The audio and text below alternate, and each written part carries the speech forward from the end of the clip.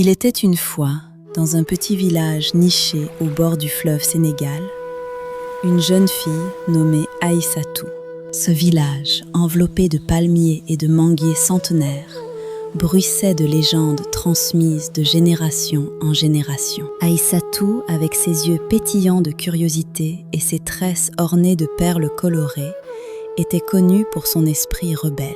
Elle était têtue comme une mule du Sahel et n'obéissait guère à ses parents, qui étaient des pêcheurs respectés de la communauté. Ils lui répétaient sans cesse « Ne t'aventure jamais dans la forêt interdite après le coucher du soleil, car les esprits des ancêtres y veillent, et leurs mystères ne sont pas pour les cœurs imprudents. » Mais Aïssatou, âgée de 14 ans, riait de ces avertissements. Elle avait entendu les anciens conter des histoires de trésors cachés, de rivières souterraines scintillantes et de génies bienveillants qui accordaient des souhaits aux âmes pures.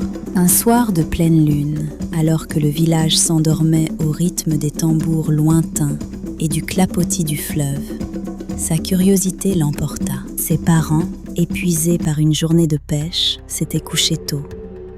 Glissant hors de la case en terre battue, Aïssatou s'enfonça dans l'obscurité, une petite lampe à huile à la main, vers la lisière de la forêt interdite. Au début,